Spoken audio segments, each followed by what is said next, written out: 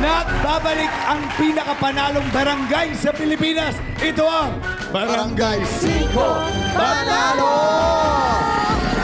Pero bago natin simulan na matiging 1v1, kamustahin muna natin sila. Bok, anong pinagkakabalan sa buhay?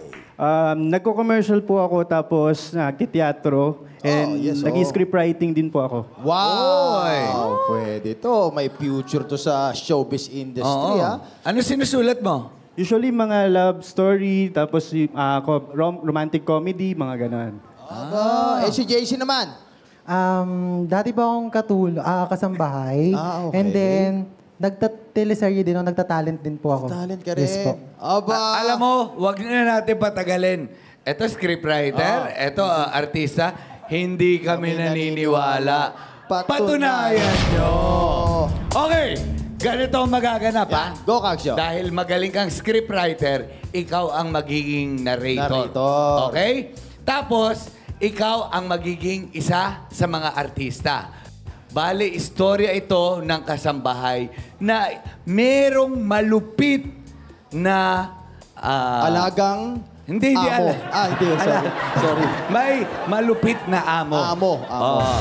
So, doon iikot ang storya, ha? Okay. So, ready ka na ba? Yung amo pala.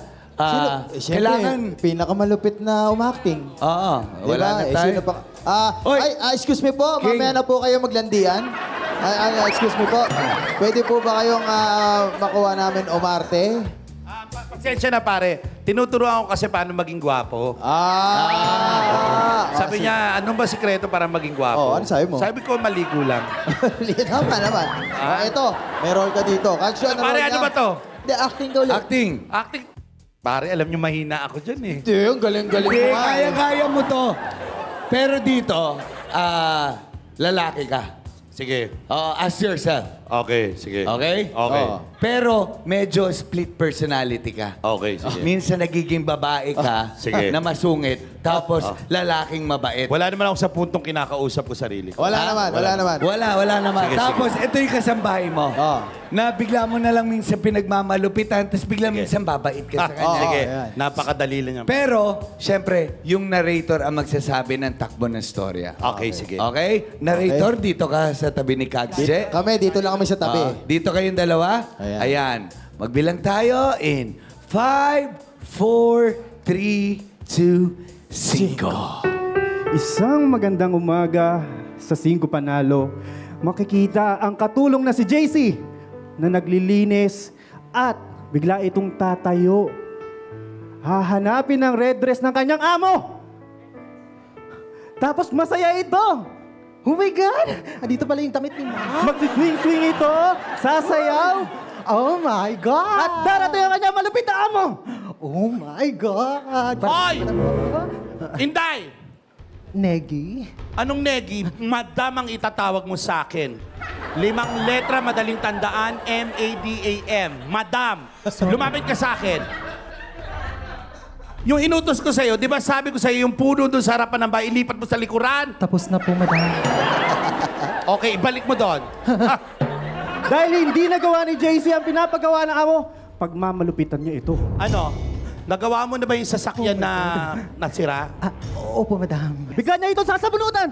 Walang hiya ka, di ba? Sabi ko sa'yo, walang hiya ka! Bigla itong babait.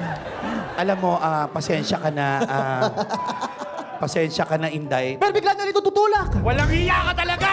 Ay, grabe. Sobra ka na, Inday! Ang syokit. Humarap ka sa camera!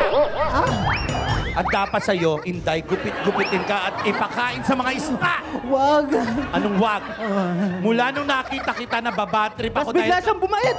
Pasensya ka na, Inday. Sorry. Pasensya ka na. Pasensya ka na. Alam mo kung bakit At dadali niya na sa likod ang kanyang katulong at ikikis niya ito sa noo. Pasensya na, Inday. Ngayon ko lang nalaman na Dati pala siyang lalaki. pasensya ka na, Inday. Kasi mula nung nakita kita, nagustuhan na kita. Nasaan na yung kiss sa noo, sabi ng nator. Inday, ang bango-bango mo, amoy posporo ka. Malapit na ako masunog. Pero hindi, okay lang. Thank you! Thank you, King. Pare, sorry, pare. Pare, galing mo. Hindi, pare. Alam mo ba, nakarelate ako sa amoy posporo. Alam ko ang amoy ng Pare, posporo. pasensya na. Ang galing mo, ha? Thank you, pare King. Walang pangan natin ang ating mga contestants sa kanilang talent. Good luck. JC at Bok, may the best player win. Isang tumbling na lang. Yan. Finish line na. Sino ang mauuna? Patungo sa chance manalo ng 100,000 pesos. Sino kaya sa kanila ang mananay dito sa larong Tumbang Pressure? Kung paano ito lalaroin, Queen at SK, i-play mo na yan. Huwag nang ma-pressure patumbahin ang kalaban dito sa Tumbang Pressure. In this classic barang game with a twist, kailangan lang patumbahin ang mga lata gamit ang tsinelas.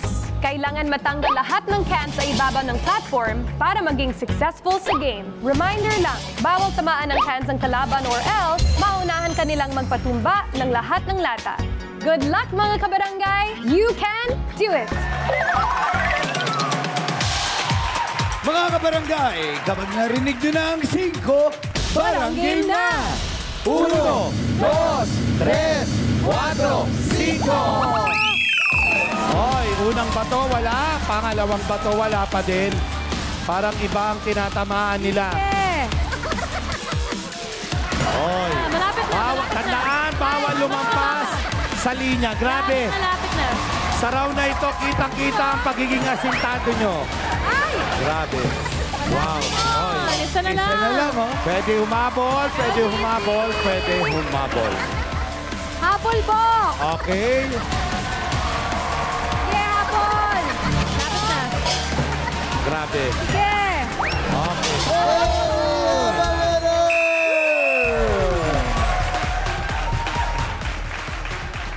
Ang natirang matibay matapos ang palaro barangay ay si JC! At para naman sa'yo, Bok, huwag kang mag-alala, Bok. Meron kang pangpalabok. 1, 2, 3, 4, 5,000 pesos. Ano masabi mo? Maraming salamat, Barangay 5! Ayun, maraming salamat din.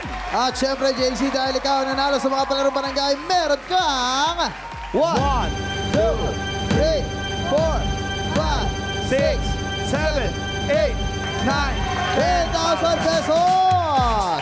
Ito na ang favorite part natin, ang Barya Fiesta. Sa pagbabalik lang yan ng Barangay 5 Barangay